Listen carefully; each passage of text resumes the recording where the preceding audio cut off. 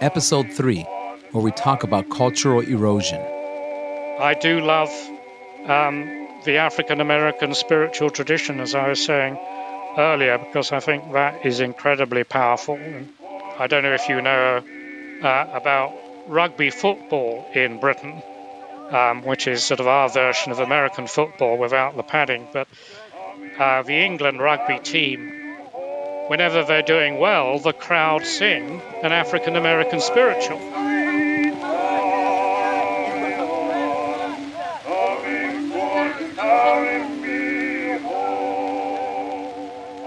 An interesting route, it's come into British popular culture, largely I think through a group called the Jubilee Singers, who came out of Fisk University in Tennessee in the 1870s and who popularized African American spirituals, brought them to Britain. They don't understand what they're singing. The Swing Low, Sweet Chariot is actually about being prepared to cross the river into glory. So it's a bit ironic that when the team is doing well, they're singing that rather than when they're about to be obliterated by the opposition.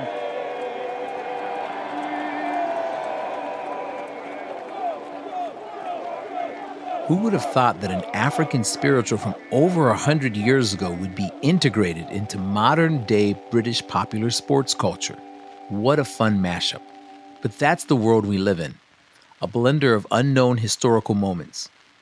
In this world of blurring lines, how do we honor cultures while living among people who are different from us?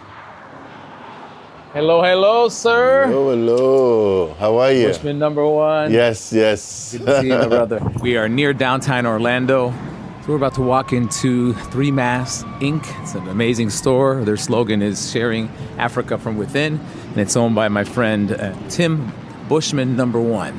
And I'm excited because I've been coming here for over a year, buying different articles, whether it's clothing or accessories, shea butter, it's good for lotion for the hands, and just for the hang, honestly. Bushman number one is a beautiful spirit, beautiful individual, and he's super welcoming, and he's been welcoming to me and to my family. Like, even though I've known him for just over a year, it feels like I've known him for like 20. He's that type of guy.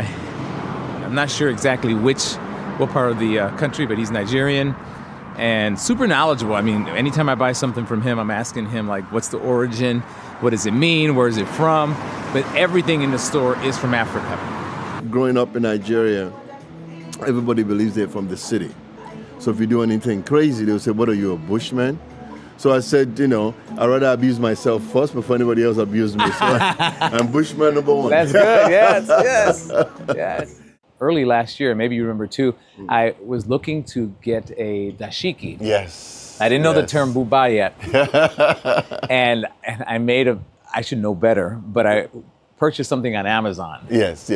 And it came in and I was like, this feels inauthentic. So that's when I looked up 3 Masks and I said, okay, but Google said, or my Maps app said it was closed. It was a Saturday afternoon, like 5:30 or something, and it said closed. I said, I drove all the way out here from St. Cloud. So then I said, well, I'm going to call the number just in case. And Bush number one answered. He said, hello, 3 Masks. And I said, hey, are you guys open? He said, yeah, we're still open, but it says closed. Come on by. Yeah. And that day I was with my daughter. I have 2 daughters, but Selah, the older one. And immediately upon entering the store, the space, even though he had never met me, it was a hug. It was just very warm, loving. Same thing with my daughter. And I felt at home.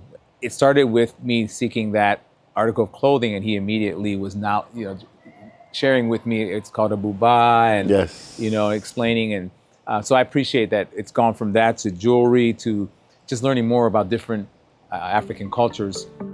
Culture constantly comes up in the discussion about missions. It seems like it's inescapably linked.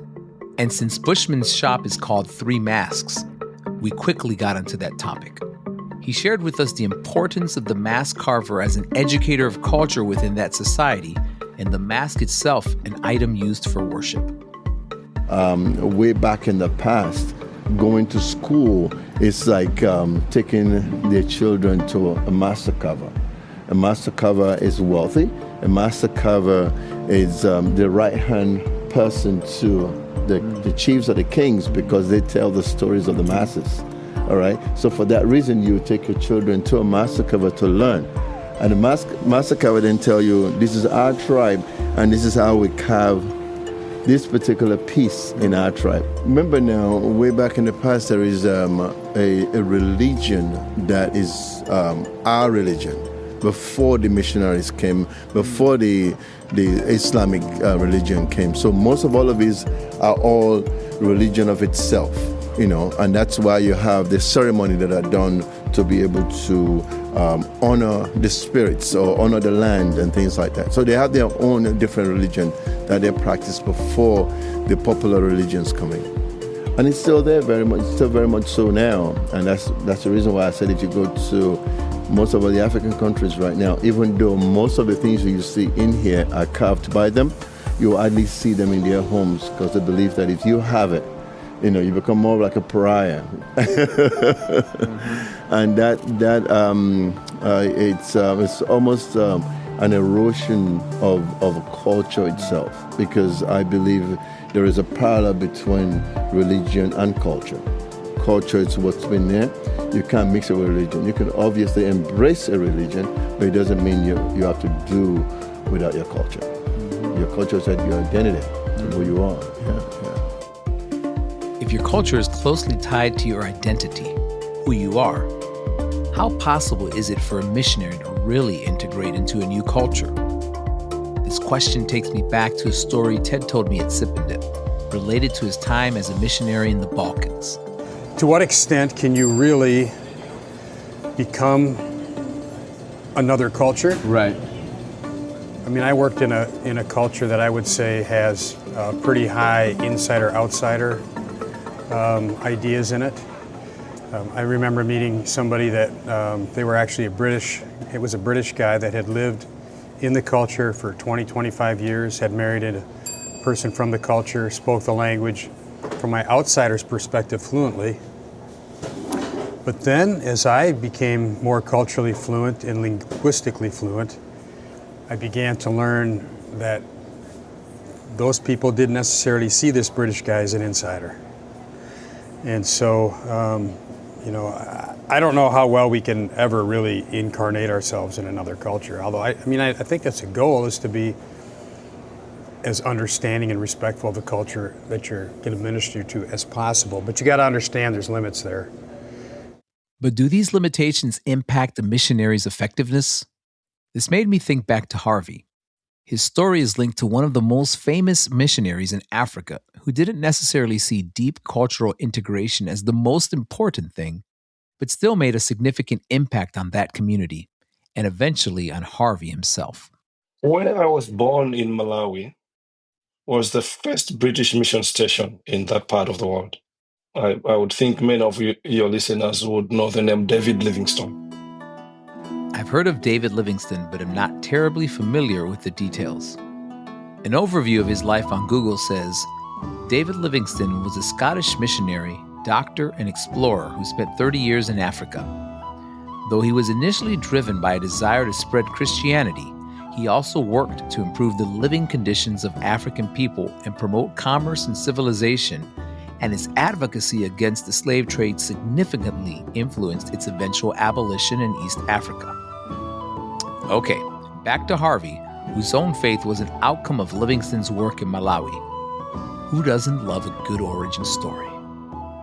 He brought the university's mission to Central Africa to my village in 1861. And what that has meant is that my village has this history that we celebrate until today as, the first place to receive the good news in this part of the world.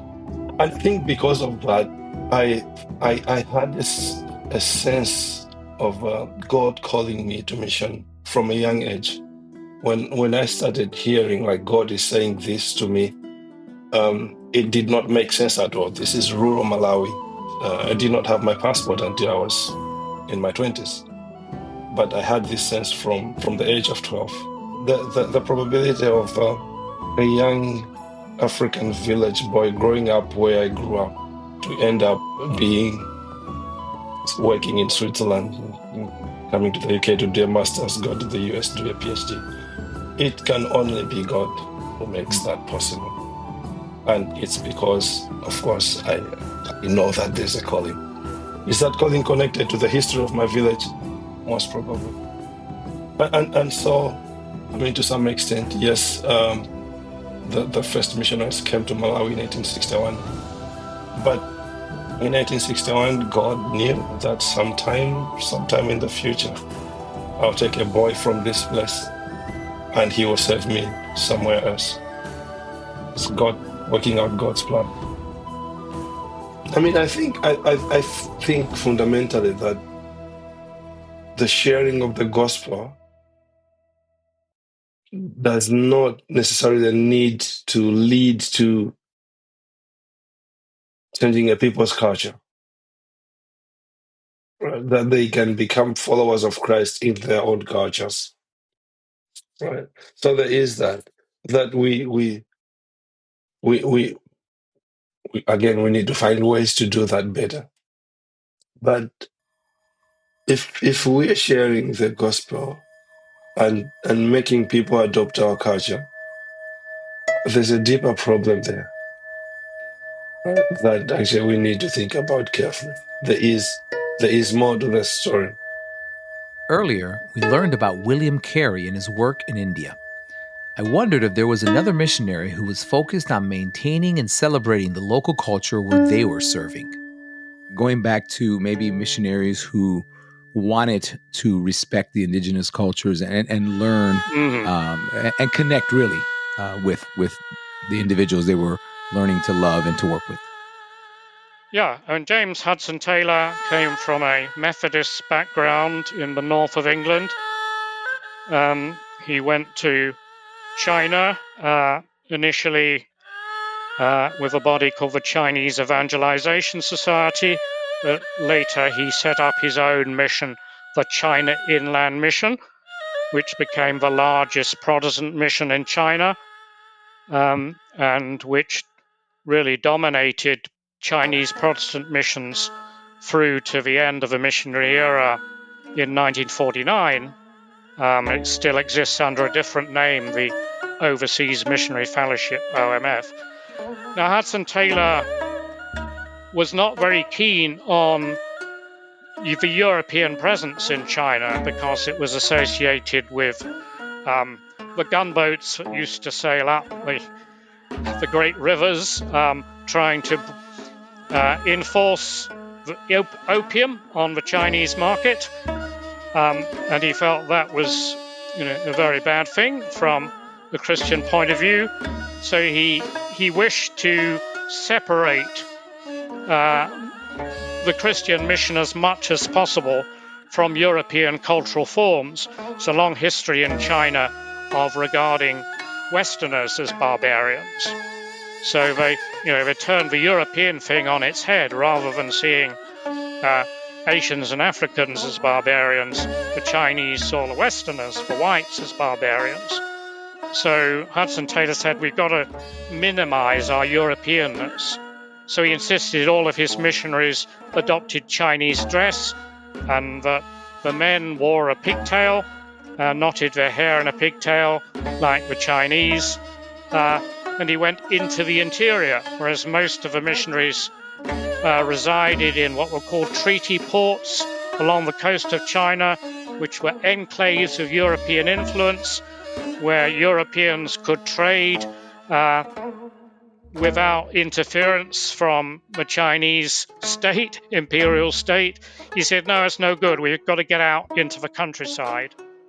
So he began to actually win converts in the villages among the peasantry of China. And that was the right way to go, I'm sure, but it was very much flew in the face of the missionary orthodoxy of the day. Talking about Hudson Taylor and the way he adopted local dress made me think of modern-day issues like the discussion about cultural appropriation. When I first met Bushman, I was looking for a dashiki.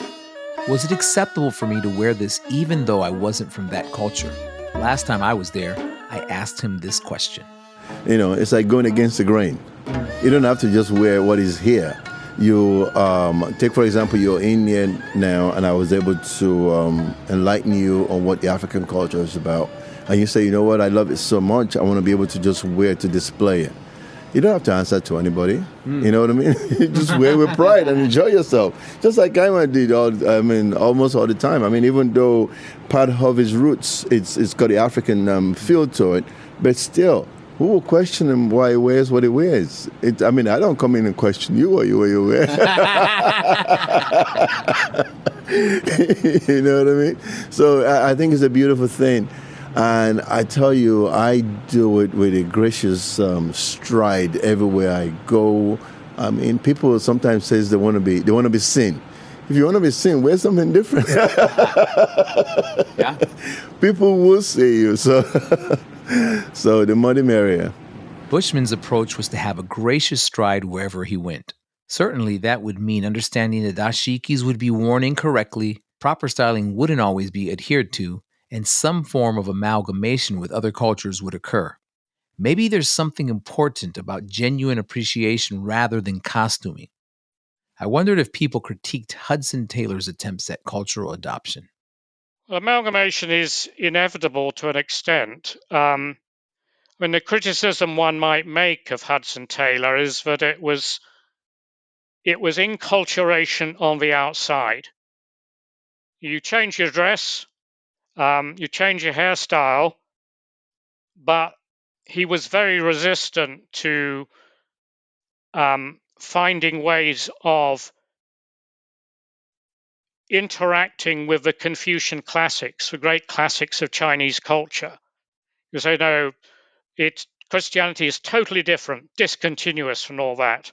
I'm not interested in Chinese learning. So on one level, he was all about enculturation. At another level, he was quite resistant to it. Whereas some of the other missionaries who didn't see any need to pretend to be Chinese actually began to open up the deeper issues of what it means to present Christianity in terms that make sense to Chinese people. There was one particularly, a Scotsman called James Legg, translated all the Confucian classics. His editions of the Confucian classics are still in print today. Some people felt he went too far, because once you really begin to say, how do we express Christianity in Chinese terms or in Hindu terms or in African terms, that's when you begin to get into real arguments about where are the boundaries, how far is too far. And those are still issues that are being wrestled with today and always will be. Back at Bushman's, a local guy had wandered into our discussion. He had lived various places around the world and had recently come back to the U.S. from Spain. He loved talking about his heritage, and we naturally got into a discussion about the mixture of cultures. Like I can say I have part Caribbean, because Puerto Rico's in the Caribbean, so. But specifically. But and then they don't call you Americano over there. They say estadounidense. Because Americano. America is, believe it or not, is Mexico.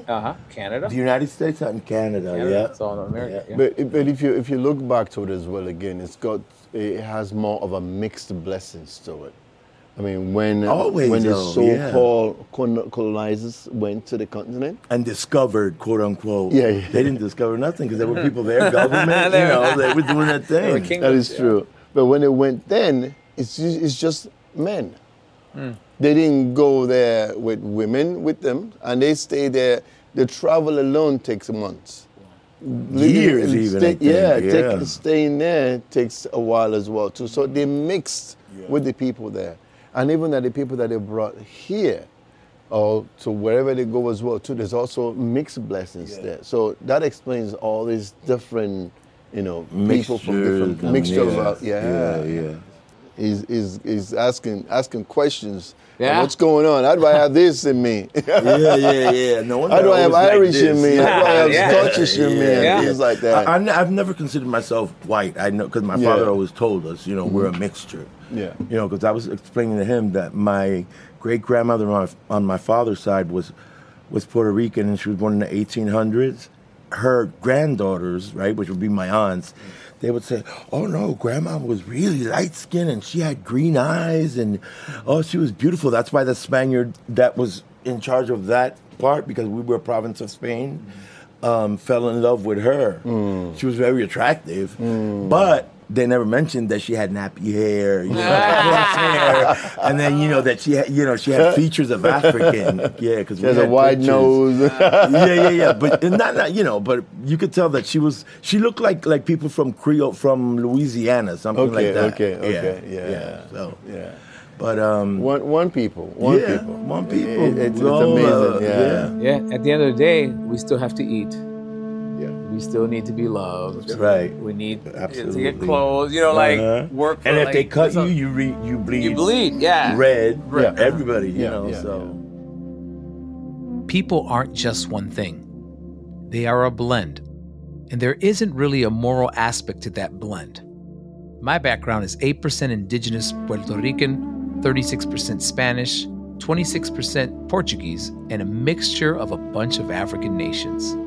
And there's nothing wrong with that, or better or worse than anyone else.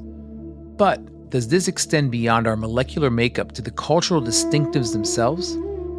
I talked with Neil Shenvi about this, who has quite a mixed up background himself. So I don't know if you would just want to tell us a little bit about yourself, maybe. Yes. Sure. So I am Neil Shenvi. I have a PhD in theoretical chemistry from UC Berkeley, and did a postdoc at Yale, and then another one at Duke. But then about 11 years ago, I quit my job as a theoretical chemist to homeschool my 4 kids. And so now I'm an author and a speaker, and I'm homeschooling dad, and I tutor and teach through my local homeschool co-op. So I'm now ironically known for my work on critical theory. So I wrote a book 2 years ago with my friend Dr. Pat Sawyer, who has a PhD in critical pedagogy, and we wrote a book called Critical Dilemma, The Rise of Critical Theories and Social Justice Ideology, Implications for the Church and Society, which aimed to show Christians what critical theory is, and then why it is not a good idea to adopt it as a framework for the church. 100 years ago, I think that there was a lot of heavy-handed colonialism. I mean, it was literal colonialism. You had imperial powers taking resources from the local population, governing them, ruling over them as a foreign power. That was true colonialism.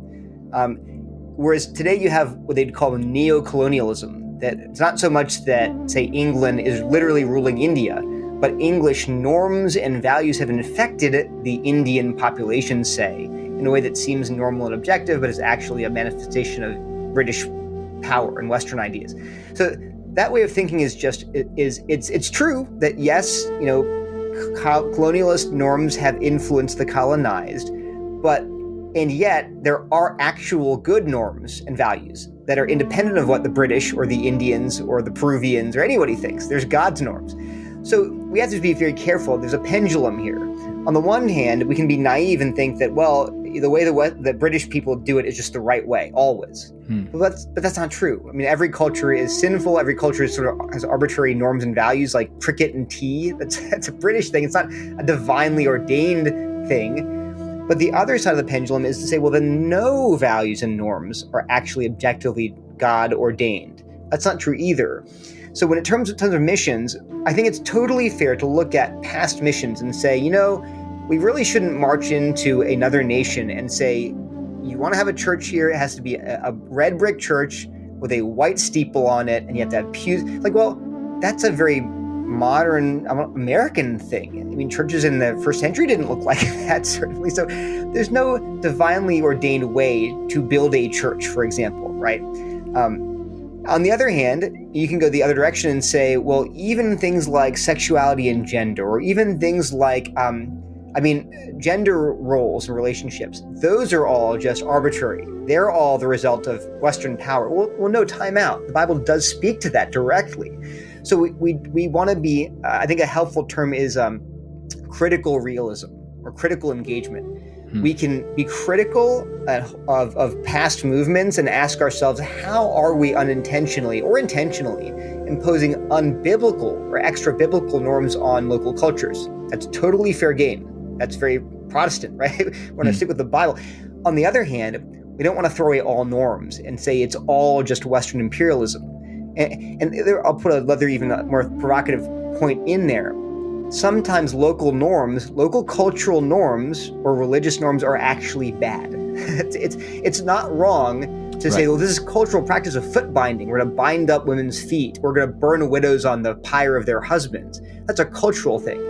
Well, no, it's an evil cultural thing. In the same way that, say, well, in South Africa, we just have apartheid. Well, that's an evil cultural thing. It's a cultural thing, yes, but we critique that from a biblical perspective. So it's not actually bad for missionaries to come into a culture and say, yes, this is your culture, and parts of it are amoral. They're not moral or immoral. Some of it is moral. Like, you have a good understanding of things like the sanctity of life or the goodness of family. And other things the Bible says are actually wrong. That's true of all cultures. The Bible is above all of our cultures, and we should have we should critique our culture and everyone else's according to God's word. So, I wondered, aside from the moral issues that Neil spoke of, what were some examples of the ways missionaries pressed their culture onto others, and in what aspects did that bleed out? In most of Africa and in the Pacific Islands, missionaries insisted that the proper way to build a house is a square house with a square front door and square windows and a nice little thatch roof like an English cottage. Whereas most Africans and Pacific Island peoples discovered it makes more sense in our culture and given the materials we have to have round houses. So there were battles. That seems a trivial example, but it's one example. Dress was another issue. Europeans couldn't cope with the nakedness or semi-nakedness of many indigenous peoples, insisted on dressing them, often in typical Victorian European clothing. Missionaries insisted on going around in their pith helmets and very elaborate clothing. And there's still a relic of that in Africa today, where many African clergy will insist that they must wear a black suit on a Sunday. That is, whatever the temperature, that's the God-honoring thing to do on a Sunday, is to go to your church in a black suit. It's a sort of relic of missionary cultural imperialism, which has become indigenized. And you can see the same thing in music, that go to many churches in Africa, and you'll find some of the great classic British and American hymns still being sung. And I have no particular objection to them singing them. They may be indigenized in rhythm and in musical idiom. The words are still the old British words, and the tunes you can still trace back to European or American melodies. So some of the cultural impositions of the past have become indigenized, and maybe that's a good thing, but they need to be set alongside music that shows indigenous forms and indigenous inspiration. Brian, I feel like you're this is resonating deeply with me, the music. Sure. Excuse me, because I'm a musician. Yeah. I had the opportunity to travel to South Africa in 2019, and it was a conference of pastors and worship leaders, and I was there for about a week in Johannesburg and Cape Town. But one of the things I noticed in the services we attended is the use of American praise and worship songs. Now, the rhythms were different, the harmonies were different. There was a contextualization there, but it was alarming to me that I think 90% of the songs we heard were songs I could have heard here in Yeah. Florida or in the United States, and maybe 10% was something that was like, oh, this is the language of the local congregation, the local context. And so we had some discussions on that, but it was alarming to me. Yeah. And so I'm curious as to what you see or your thoughts, Yeah. why.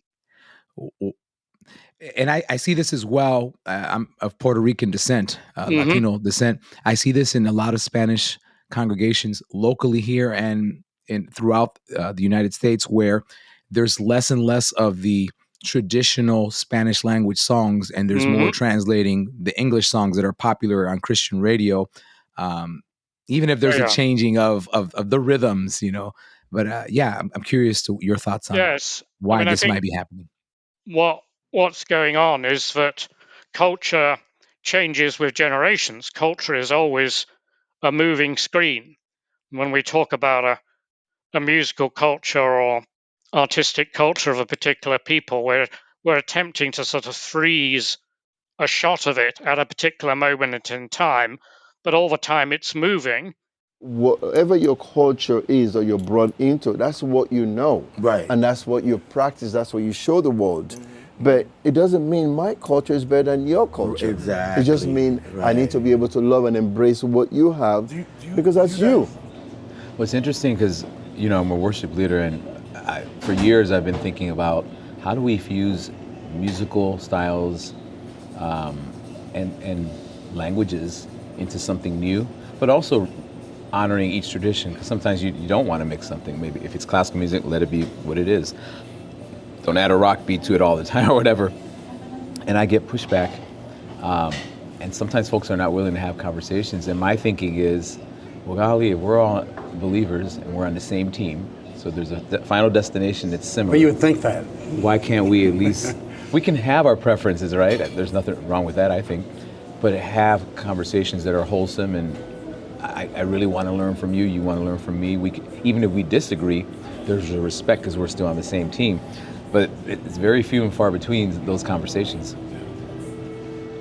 I have a friend. His name is Johnny B. Dennison. He was raised traditionally. Actually was led to faith by a missionary who came to our reservation. An exception to the rules I've been talking about.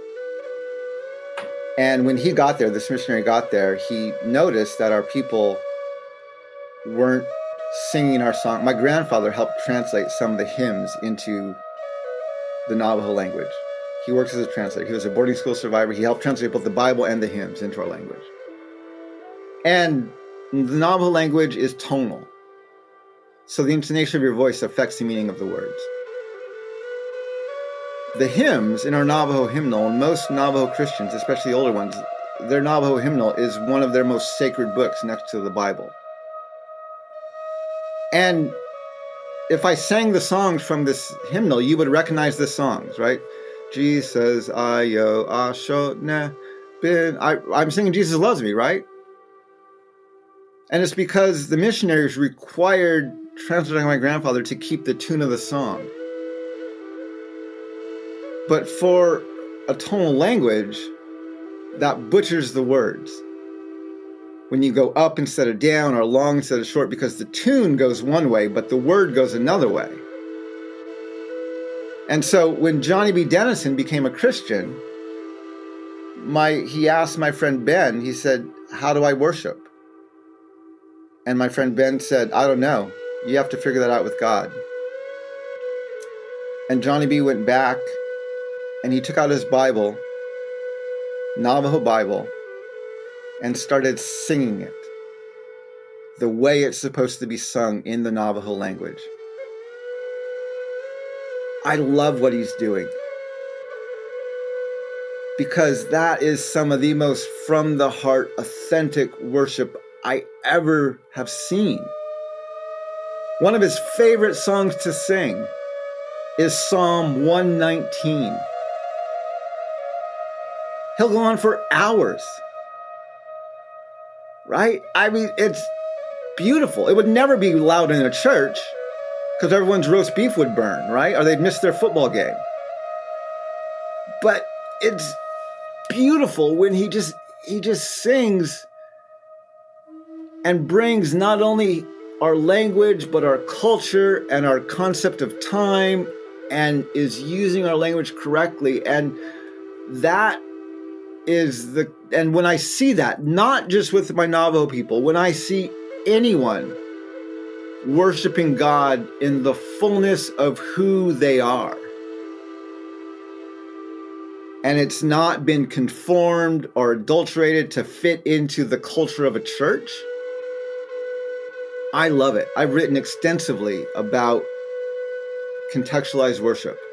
I've met with Indigenous Christians from all over the globe, encouraging them to use their culture and their language and their worldviews to allow themselves and their people to bring the fullness of who they are before Creator.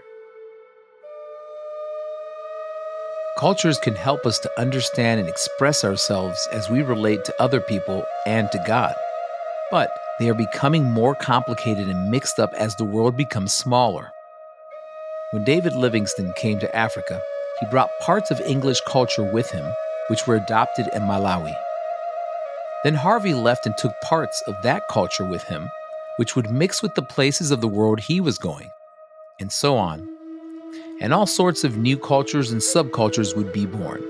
So, the discussion is no longer simply about honoring individual cultures, but about how to live and move in a world that is constantly mixing and reshaping itself. Swing low, sweet chariot, indeed. Polyphonic, Mission After Empire is hosted by me, Imer Santiago, and produced by Missio Nexus and Arrival Creative. Thanks for listening.